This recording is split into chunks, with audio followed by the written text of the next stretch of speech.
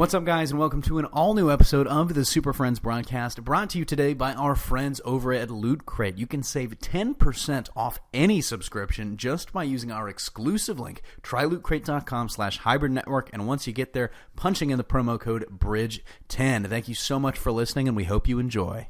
What's up, guys? CJ here, and welcome back to episode number 53 of Superfriends. I figure we're literally past the half-century mark, so I've got to stop doing the stupid bit where I forget the number. Joining me today, of course, as always, are our series regulars, Luke and Tim.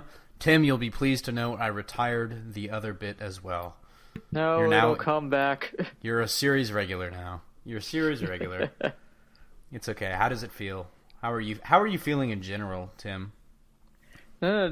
People don't want us to talk about ourselves, so let's get to those stories right now. Yeah, let's do the stories now. Don't introduce the other person, Luke. Don't say anything, just start. ASAP. Can't jack each other off right now, as one person so eloquently put it. We've got stories to talk about. But how are you doing, Luke? No, don't ask how I'm doing. I'm serious. You gotta do the reviews. They're going to hate us. I'm assuming He's you're doing well. Stories. Start them. Start. You have to start the stories now. Okay, fine. I'll just get down to business then. And in our top story today, of course, if you want to skip ahead or anything, go ahead and check the timestamps in the comment section down below. But in our top stories today, AT&T is closing in on a move to buy Time Warner. Yes, Time Warner, of course, a massive company in their own right. But when they buy Time Warner, that means they control all of the company's subsidiaries. Of course, that includes things like HBO, TNT, DC Comics, Warner Brothers, and a whole host of other stuff. And so that's a ton of major shakeups potentially coming to our DC universe, potentially the DC movie universe. Now they've got some quotes here that really don't matter because it's just, to borrow that man's phrase again, jacking each other off, more or less. Like, this is good. This is a good idea. These two companies are compatible.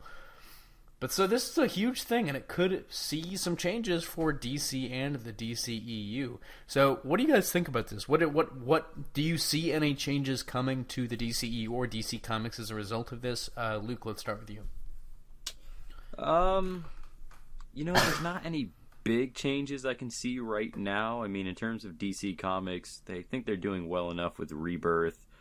In terms of the movies, I don't know, because there's already such a huge shift in terms of executives with Jeff Johns becoming president and DC Films becoming a big separate thing. So I'm not sure what could possibly change with AT&T coming in. I'd like to think, though, that a lot more advertising for AT&T's phone service will be present in Justice League movies. If it's not, I will be severely disappointed, and this merger will have been for nothing. I don't see Batman. If I don't see Batman going into a store, switching from Verizon to AT&T, because it's just that much faster, that much more reliable. Can you hear me for now, his bad bitch? Phones. We'll see what happens. I think... Just punching a thug in the face. Can you hear me now? There you go. That's what we need. Just randomly punching thugs and yelling, AT&T is the fastest network and the most reliable. If you look at this simple coverage chart. Pulls it up out of the utility good. belt. Just punches Jamie Foxx out for not for supporting the other team. There you go. Damn it, Jamie. So, Tim, what do you do? I mean, do you think we might see a shakeup at all, or is this mainly just a change in the top that's not really going to affect DC Comics or Warner Bros. Really that much? I mean, so long as the movies bring in money, I can't see them having a huge vested interest in altering them, and the comics, they're really probably just going to ignore.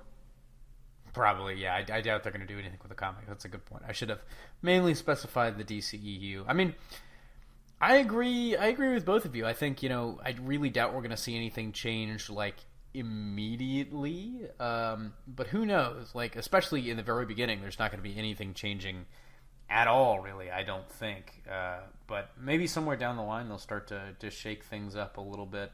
Especially, like you said, Tim, if they don't make money. If they're not making money right away, I think we could definitely see this. I mean, outside of the world of comics, stepping out real quick, I think the biggest change to me the most interesting thing to watch is actually probably going to be what happens to Time Warner Cable, which I guess had just gotten bought by someone else anyways.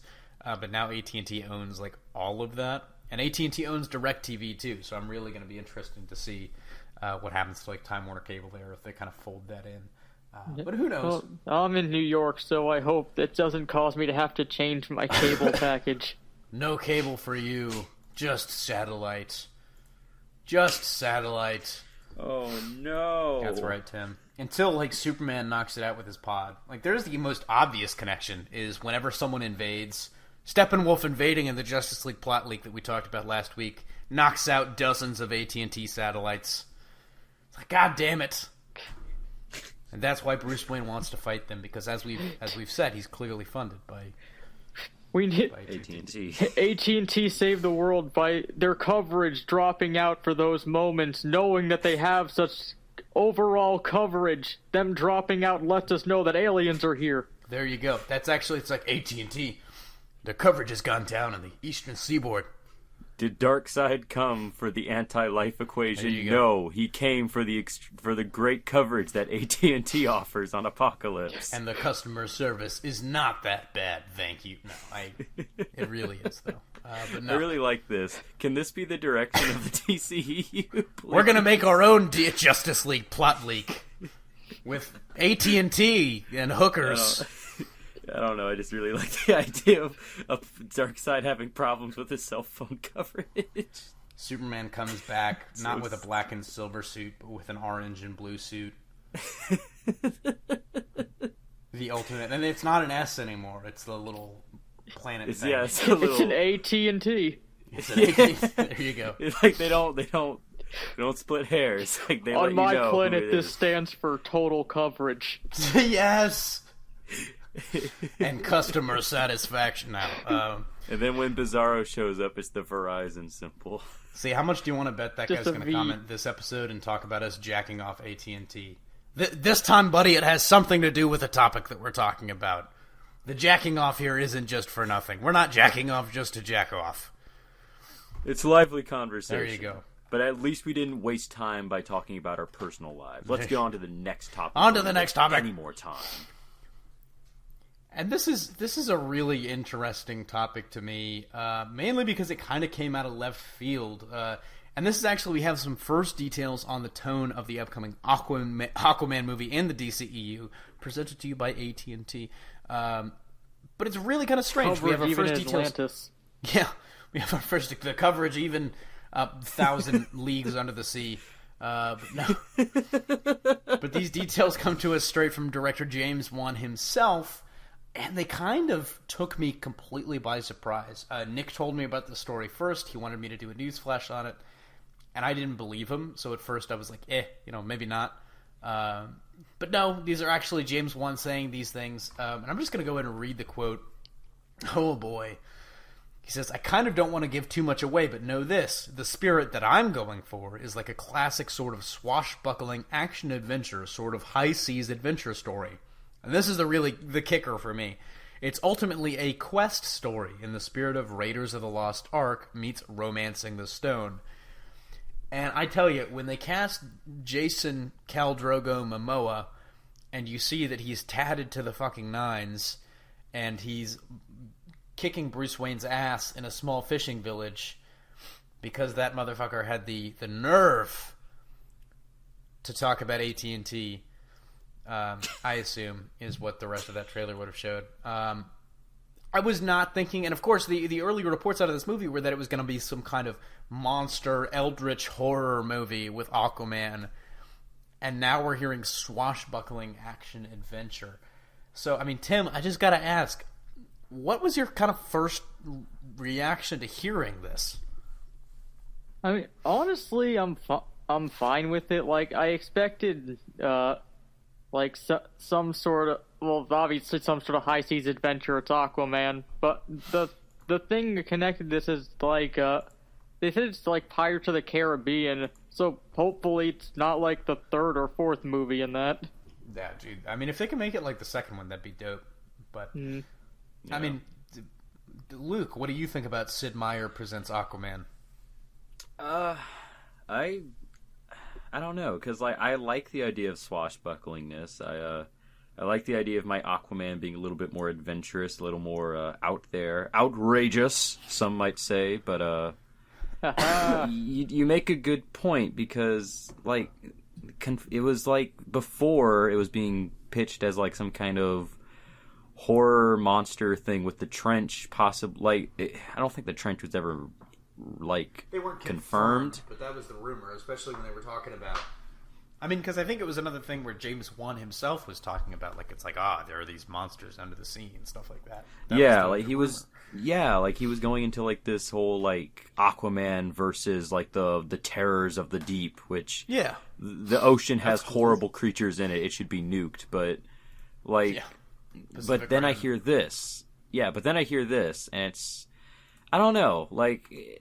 I don't know if maybe it's conflicting. I don't know if it's a change in direction. I don't know if maybe these creators are misspeaking every time they open their mouths, because they say one thing and then something else comes out. But well, the thing is, I can see like that being like an idea phase that someone like throws around. I can't see that having been the final product of them going up against Eldritch creatures and doing a horror tone, just because of it having the superhero trappings, and that wouldn't appeal to most people. I guess maybe, yeah. I mean, I will say there are some slight odds here that they might just kind of combine the two. Just because, I mean, he might still be fighting against, like, the trench, even though I think, personally, I really want to see Orm. Literally fighting the trench. Punching that hole. Aquaman plays Battlefield 1 for the entirety of the movie's runtime. No. I thought it was going to be he's fighting the actual trenches of the ocean, like he's punching a seawall, but... Fuck you, Marianus! Because, like, wasn't this a thing with Wonder Woman 2? Like, it wasn't a big news thing, but, like, I think, like, Gal Gadot said that I don't know how to pronounce her name. I think it's Gadot, but someone will correct me. But I think, like, she said Wonder Woman's going to be a darker version of the character. And then suddenly the director, whose name I can't remember, Patty Jenkins. Patty Jenkins comes out and is like, "No, Wonder Woman is fun. It's bright." And I guess the receipts. Yes. Yeah, she asking for the receipts of what Gal Gadot said. So I mean, I don't know. I guess it could be more to what Tim said. It was like an idea phase with what the first thing was said, and now it's been more developed. It's taken on a different tone or appearance. But I mean, yeah, man. I mean, with Wonder Woman, it's going to be way more interesting to watch and see what happens, because that movie was like already filming when some of the negative response started to trickle in, and so it's kind of one of those things where it'll be really interesting to see how that movie reacted to the changes and the critics and the controversy when it was already kind of underway and they already had the script, and there's really only so much they can do after the fact. They can't really move the goalposts too much. But I mean, they've definitely, from the first Wonder Woman trailer to now, you can see they've lightened up some of the colors, things like that. So they definitely are making some changes there. With this one, though, I definitely agree with you. I think we're talking more about like an idea phase, like where they're just kind of it's still taking shape, because they haven't filmed this movie. This movie isn't coming out until 2018, so it's probably not going to film until next year at some point. But who knows? I mean, we'll definitely apparently get our first look, according to James Wan. We'll get our first look at Aquaman and kind of his realm, and Atlantis and Vulko and Mira and all that in Justice League. So that'll be something interesting to watch. But speaking of Mira, we actually, straight from James Wan again, have some really interesting details about what their relationship is going to be like. So kind of in line with the tone, the action-adventure Raiders of the Lost Ark-y tone that they're going for, he has explained something interesting. I think a lot of us kind of figured that he and Mira would already be married. At least that's what I was thinking, and that they would already kind of be this maybe on the rocks power couple. But this is what Wan had to say. It starts off initially with them not quite clicking with each other, but then as the story progresses, they learn to try and work together. They get closer and closer. I think those stories are always such a great place for a filmmaker like myself to have fun with actors. I think that dynamic will be really interesting between the two. Amber's character is super strong. She's very powerful as well. You don't want to mess with her.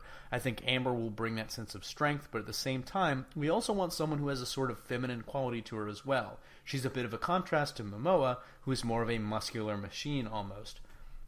And this is kind of another thing that he said. I really want to get the classic action-adventure romance aspect through that, and I think that's kind of fun. So this is interesting.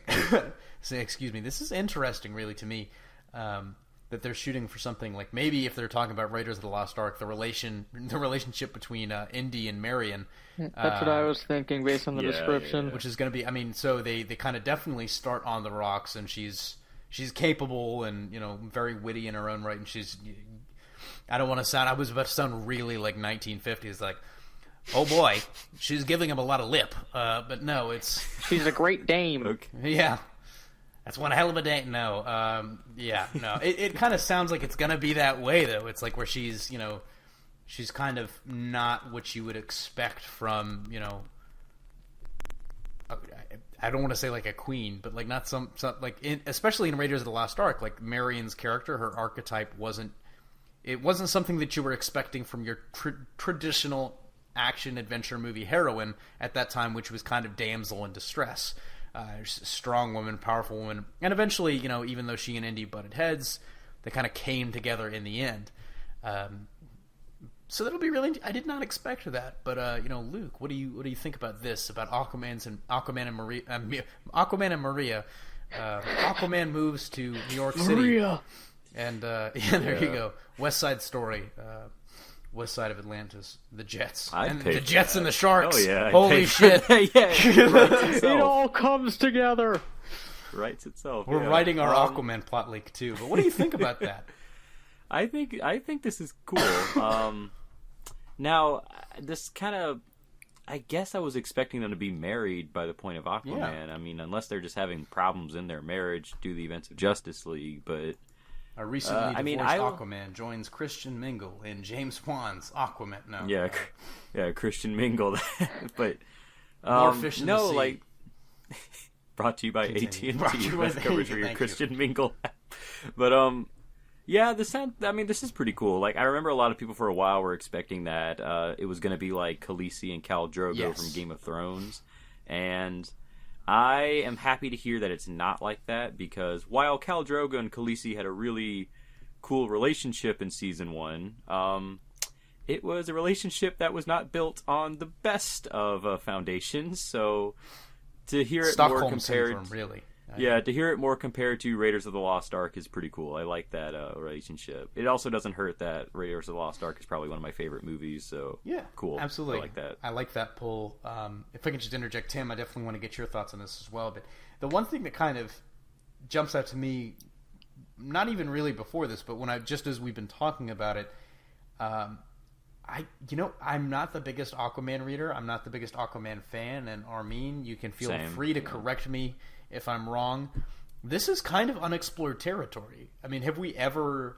I can't think of a time when we've, in the animated universe or in the comics that I can think of, have seen Aquaman and Mera not really, like, super together. I feel like I'm definitely wrong, so someone in the comments definitely feel free to correct I feel me, like that was something, at least in the New 52, where that was going on. Maybe even been before that point. Yeah, maybe. It sounds like something. I think it was in the last few issues of Jeff Johns' run on the New 52, there was like a lot of turmoil between him and Mera. Yeah. I mean, this is just something, when you think about Aquaman, you just think about Aquaman and Mera. You don't, I mean, if you think about Aquaman, but you kind of just think of them together. I think of Tempest. Yeah, there you go. I think of Volko. No. So, Tim, what do you think about this? What do you think about because this definitely plays right off that change of tone. I mean, I've liked those relationships in the past with it. I'm gonna pull it out to see what it's like with this, because I feel like at this point there's been like so many adventure movies of like the two people bickering with one another then coming together at the end that it'd be kind of cliche at this point. Because so far in a superhero movie, we haven't, to my knowledge, at least recently, we haven't really had a married couple in it. So I thought that might be an interesting direction to go in, but maybe they're married just having turmoil like Luke said. I don't know how to feel about it yet. Yeah, it's going to be really interesting to see how it plays out, but hopefully we'll get some answers to that as well once we get to Justice League and we finally get to see a little bit of their relationship, because James Wan kind of teased that would happen. Moving on to our next story, something really interesting. It's going to lead us right into TV time. Let's talk a little bit about Eddie Thawne, a guy who we haven't seen since the end of Season 1.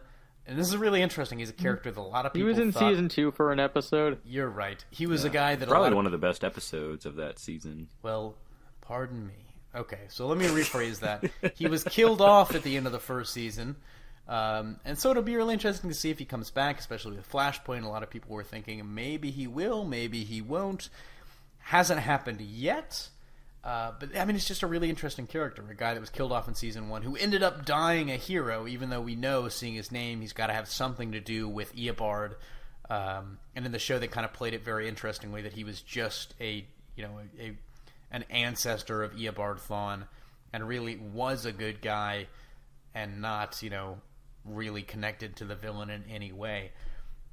And so he actually sat down and talked to comicbook.com a little bit about his character and the potential of him coming back.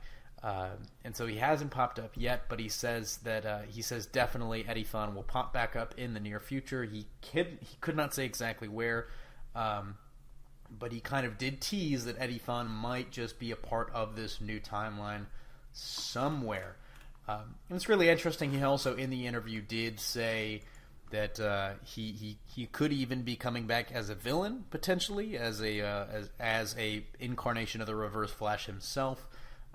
Because in his words, I guess he was asked about that, and he said that he plays a really good psychopath. So that could be something. It could not be something. But what do you guys think about this? Do you think what do you think about Eddie Thawne's return? And I should say, how would you like him to return, Tim? Any thoughts on how he might return? Well, I don't know if he's going to be connected to Flashpoint or not. It's entirely possible for it, but it seems like a lot of stuff from before he left stayed pretty much the same.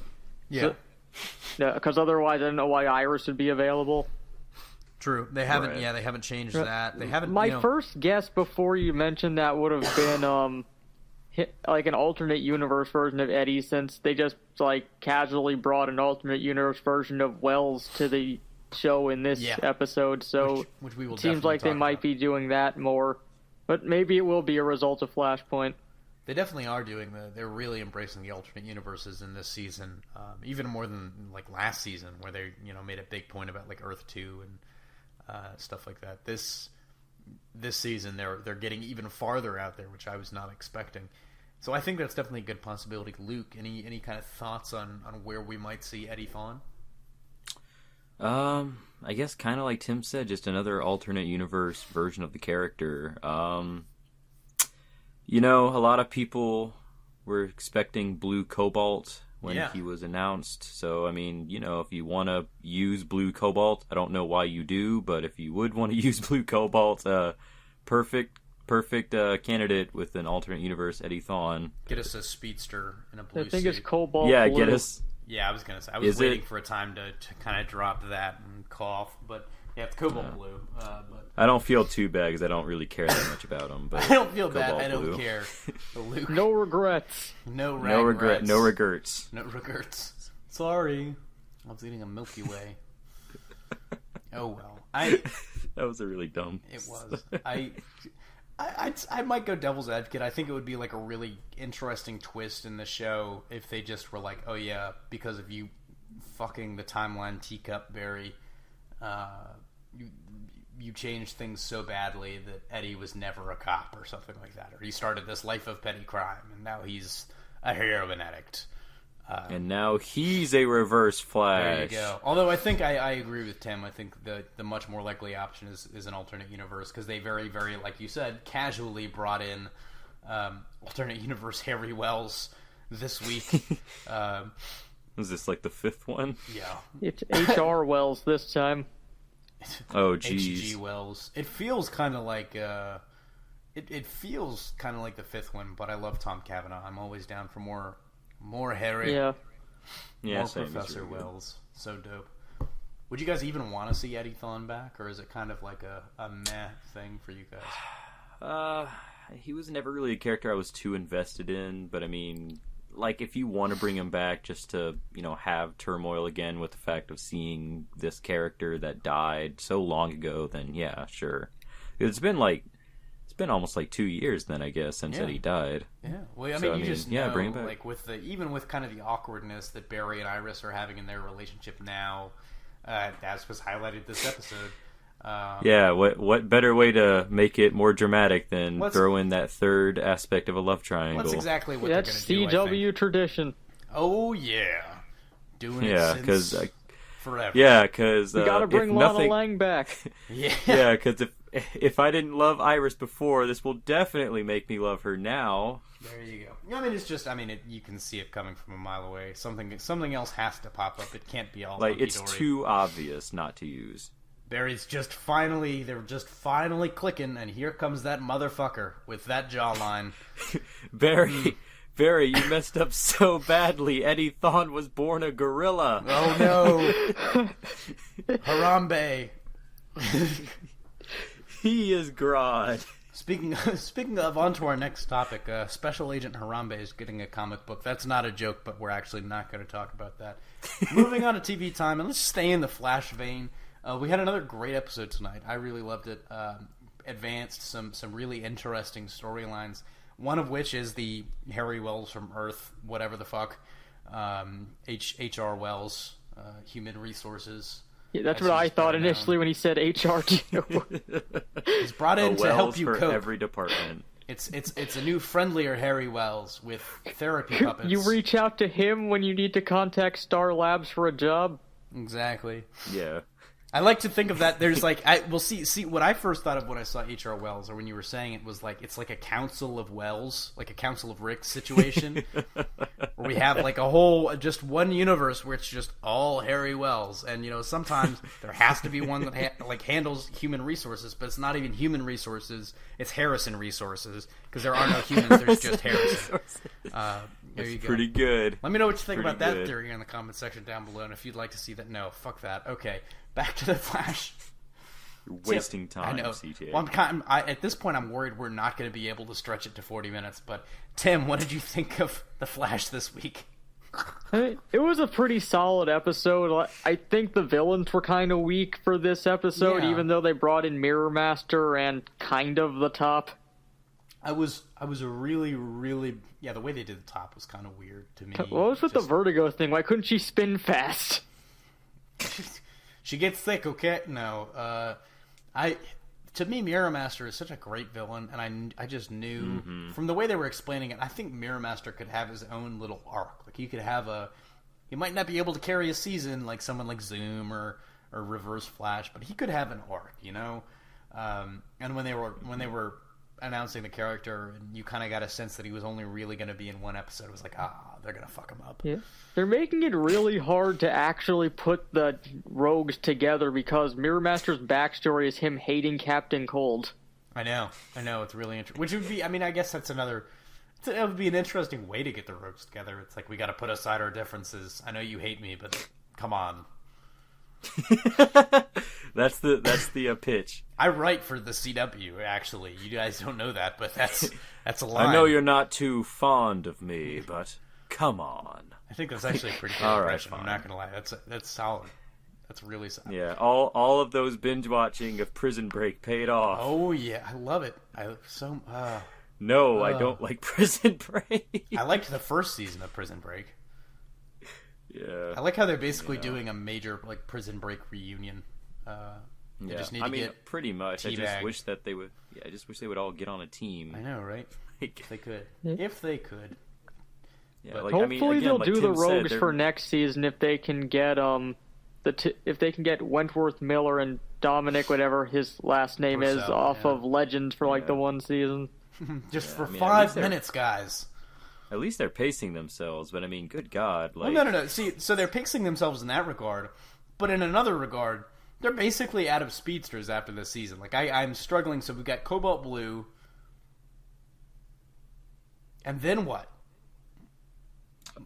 like, because they're doing Savitar, they've done Zoom, they did The Rival, they did Reverse Flash. They could do Daniel West Reverse Flash. Don't know where he comes in, but you know what? They can do alternate universe Walter West. There you go. I mean, I don't know if they want to go down the route of Impulse, but they can use Inertia if they really want to do that. They could. I mean, they could kind of do I think they could do like that's where they're going. I think we're gonna have Bart Allen at some point. But I really feel like I feel we're gonna get Bart Allen on this show. I feel like we're gonna get Superboy on Supergirl at some point. That would be dope. It would be really cool. I like both those characters. Yeah. We're going to talk about Supergirl in a second too, but the other major thing to come out of this episode was, of course, we get to see a little more of the turmoil going on with Caitlin Snow, as she kind of showed off again, helped Barry get out of a tight spot with the Killer Frost, Freezy Freeze, Icy Pop which he powers. somehow didn't see despite looking out of the window. And somehow Harry Wells knew, like he was like, "Watch out." It's by simple deduction. Watch out. The one thing I want to say though is, what the mirror effect of Barry being in the mirror, when they did that like under him and Iris shot, you could very clearly tell he was just standing in a glass case in front of her.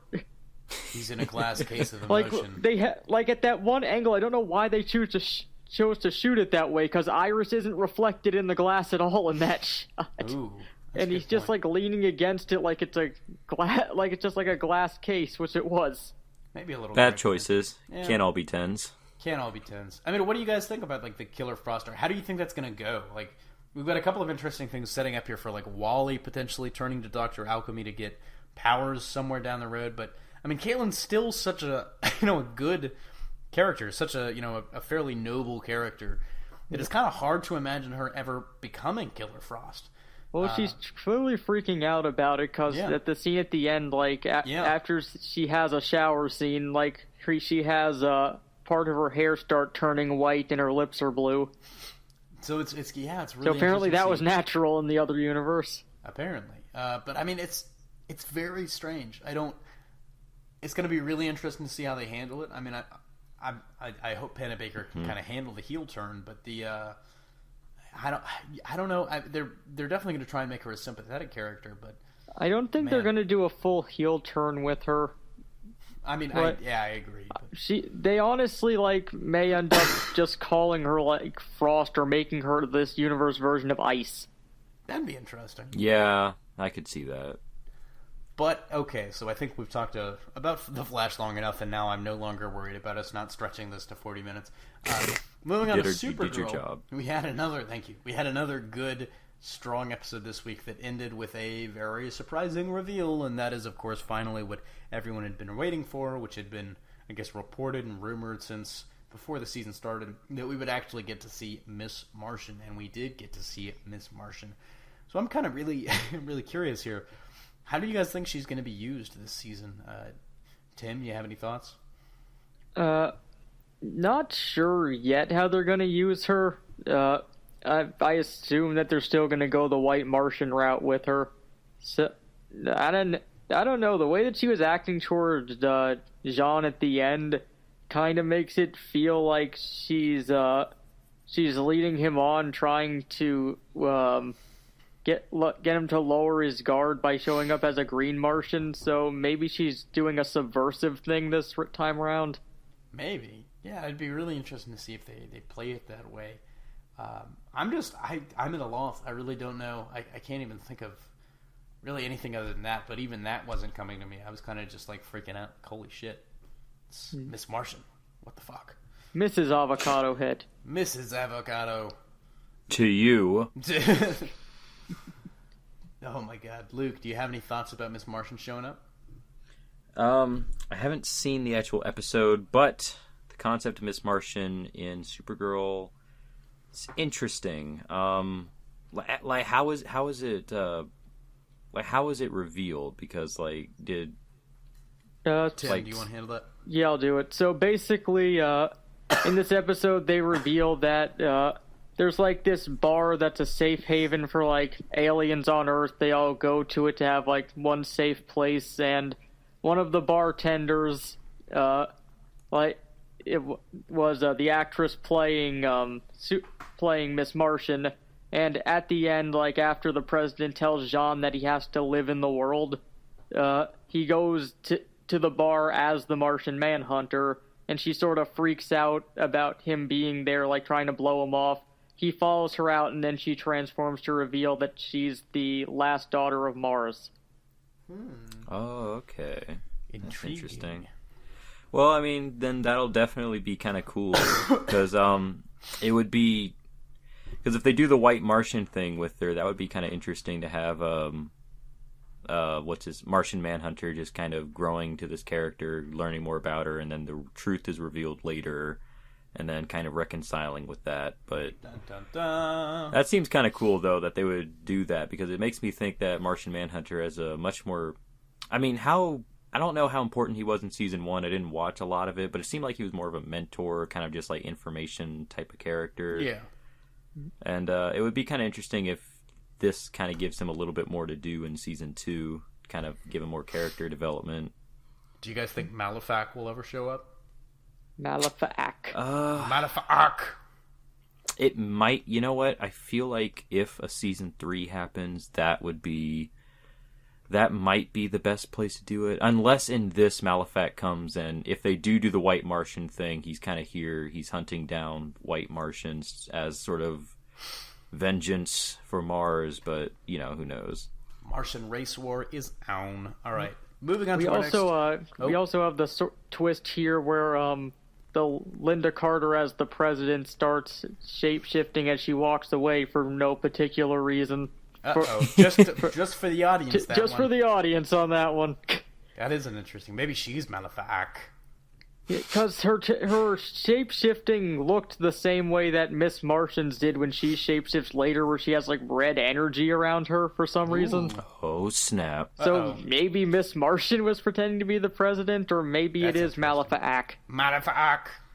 Malefac. There we go. You gotta say it like that. So there it is. Maybe Malefac will show up this season. God damn it! Now you got fuck. Maybe we'll see Can't make him think. that Can't guy. make him believe. That guy this season. I hope so. I mean, I kind of hope they really get a little more into Martian Manhunter's backstory and his relationship there. It would be really cool delving that deep into Martian Manhunter, deeper than I think anything's ever gone before. R.I.P. All right, no. Moving into the next show, very, very briefly, our last two. We actually can't talk about their new episodes yet. Sorry, because Arrow, by the time we're recording this on Tuesday night, Arrow has not come on yet this week, and Legends will not come on until Thursday when this podcast is going to be uploaded. But we're going to talk about last week's episode. So we're finally seeing Arrow. We're finally seeing Green Batman's team kind of come together. And of course, last week I think was our first look at Mr. Terrific or Mr. Fairplay. Was it Mr. Fairplay? Was that what he wanted to go by? I think it's Mr. Fairplay. Mr. What? Terrific's like a wrestler that he liked who is the Terry Sloan of this universe. Senior Fairplay.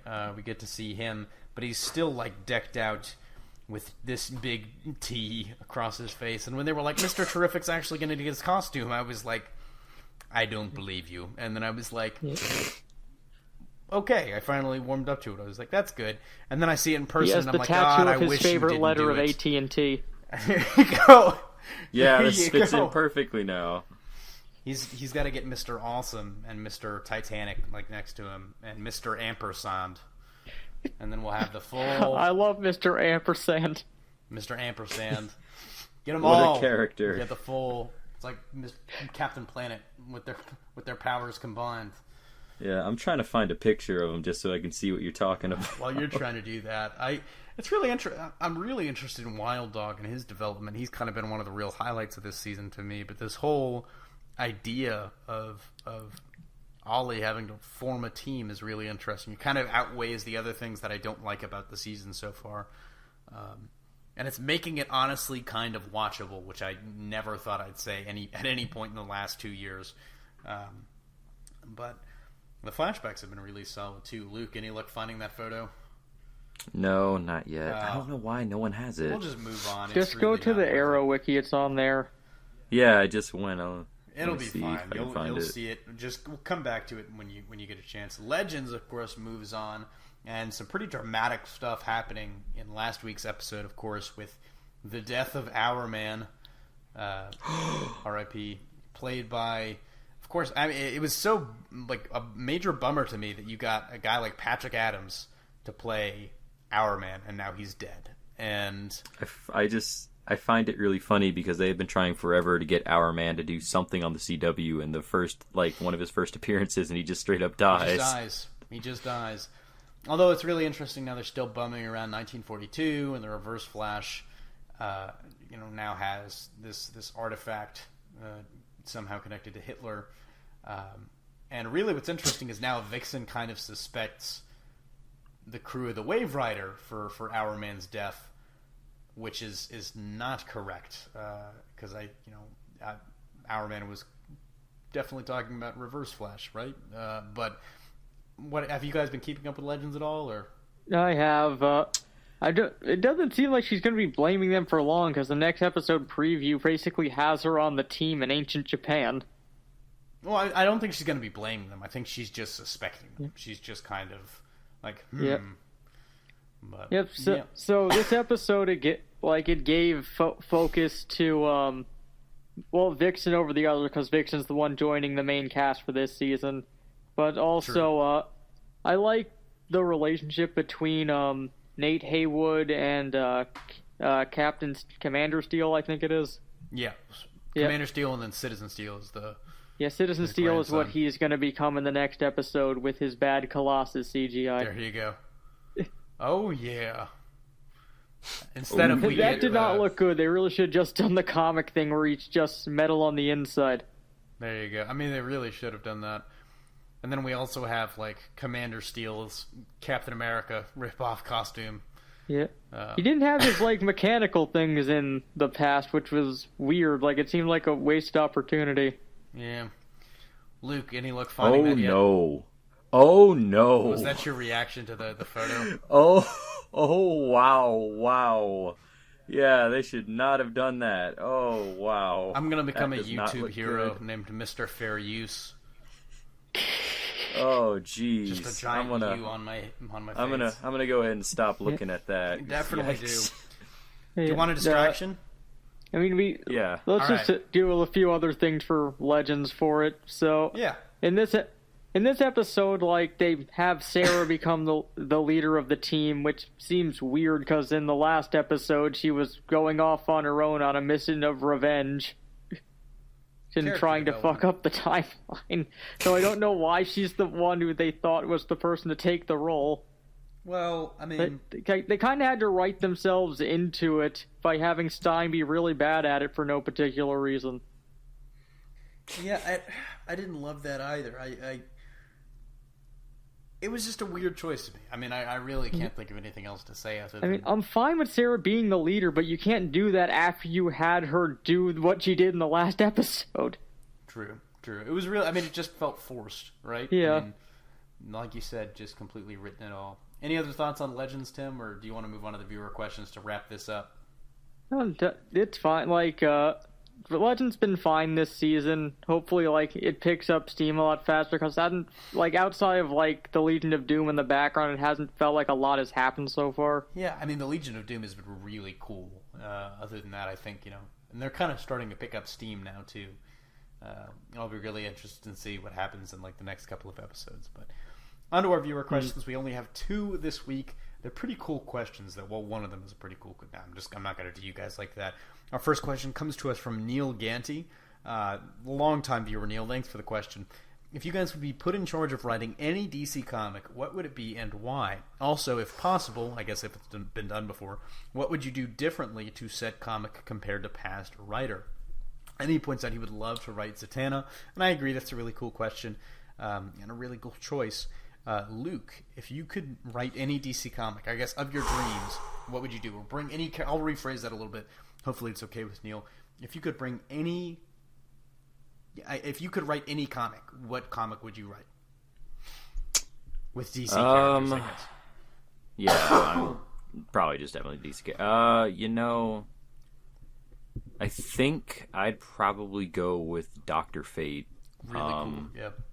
Yeah, I just feel like there's a lot of stuff there that we can kind of tap into in terms of the Egyptian deities, and just magic in the DC universe is always a cool thing to tackle. Yeah. So especially I would his definitely particular love to do that. brand I would love of to. magic. Yeah, like I would definitely love to go because I feel like there really is kind of not so much occult stuff happening in DC at the moment. Like it just doesn't feel like magic is a huge part of the universe anymore, which I feel like a Dr. Fate book, at least I would hope that I could do it if I were able to write one. I could try to make magic seem a little bit more like a ever-present side of the universe, like it's still like a huge aspect of it. Yeah, that's a damn good question, damn good response. And Tim, I'm gonna make you try to follow that. Sure. I guess off the top of my head, probably the one I'd go with would be Wildcat. I mean, one of the main reasons is that for being a former boxing champion, he doesn't have a lot of titles under his belt. But yeah, I've always liked the character. I've liked how he sort of had the background position of like the trainer of heroes in the DC universe. Like with Black Canary, he did some stuff with Batman in the past. I think at one point he trained like Wonder Woman and Superman as well. Yeah. Like he's like this really cool like aged fighter guy, and I'd want to like explore more about the character on his own outside of the Justice Society, outside of working off of other people. That's a really good point too. It's really especially an interesting juxtaposition when you kind of take the DC universe as a whole. And what's the thing people always say about like the difference between Marvel and DC? It's like Marvel are men, kind of, maybe dealing with having the powers of gods or trying to be gods, and DC it's gods are really struggling with being human. And then in the midst of all of that, you've got this guy who's training these. He punches really hard. He does. He has a really good right. He always gets back up. But that's a really good choice. If I had to choose one to write, I was going to say like Nightwing, but I really like what they're doing with Nightwing right now, quite frankly. So I can't really change anything there. I'd do Bane. I'd love to see a Bane book. Yeah. I really think Bane is a guy that's not only criminally underrated and unfortunately kind of forgotten by the sands of time. He has not been done right in a long time, especially in pop culture. From Batman and Robin to Bane, and yeah, kind of even recently, and like, I guess the Arkham games did him pretty well, but. That's him being gigantic. Yeah. I mean, it looks like Tom King might be doing a pretty good job with him. And that's what I was going to say. I kind of want to hold off judgment until we see what he's doing with the new Batman book. But I kind of would just love to remind people, like the Bane is not just some big hulking brute who can't speak, or just some vicious henchman who can speak, but poorly. No, he's equal parts a big physical threat for Batman, but he also is very, very smart and very tactical. And at the same time, he has really a pretty tragic backstory. So I'd love to see that. Yeah. I'd love to see that done. Moving on. I like that answer. Yeah. I had all podcasts to think about it. Moving on to our last question from Waru. Can't go an episode without answering a Waru question. Waru asks, what if I told you that Damian Wayne is my favorite Robin? And this is a really interesting what if. My answer is I would be disappointed because you know that I'm a Dick Grayson fan, Waru, and I expected more from you. But that's okay. I would say at least it's not Tim Drake. I love you anyways. Wow, Josh is I'm getting a call, Luke. You've been fired. No. No. I don't get paid. I don't get paid this month. There you go. Yep. It's a little lighter. Yep. Community chest, you owe accounting error in our favor. No, Tim. Really no response to that. It's kind of a rhetorical question. I know, Tim was against having this. No, we're not giving you the underpinnings, the back work. But step up your question game for next week, Waru. I love you anyways. We expect better of you. I can't even, I'm not going to talk shit about the guy. We would only have one question if it wasn't... No, I mean, of course, Waru is amazing. Yeah. He keeps us alive. But... He does. He's our boy. But that is going to wrap it up for this episode of the Super Friends podcast. This has been episode 53 for Luke and Tim. It's your boy, CJ, filling in until Nick gets healthy. We hope you've enjoyed the show. Don't forget to like and subscribe, and consider maybe supporting us on Patreon. I know we're kind of slacking a little bit there, and we need to really probably revisit that entire thing. So maybe hold off on supporting for now. But definitely do smash that like button if you like what you saw. Hopefully we didn't jack each other off too much. And There's comment. Jizz everywhere. There is. You know, Dear God. you know what? I think it was the right amount of jacking off. Yes, just enough. We got just there, just the tip, but no, just peaking, just shy of being weird. But yeah, yes. I think we might be pretty close to that. But don't forget to leave questions if you want them answered. Of course, we will take time every episode to answer them. Hashtag #AskSuperFriends. You can either hit us up on Twitter at @HybridNetwork_ using the hashtag #AskSuperFriends, or just in the YouTube comment section. Like, we can see them there too. But like I said, signing off for Luke and Tim, this is CJ, and we'll see you next week for episode 54.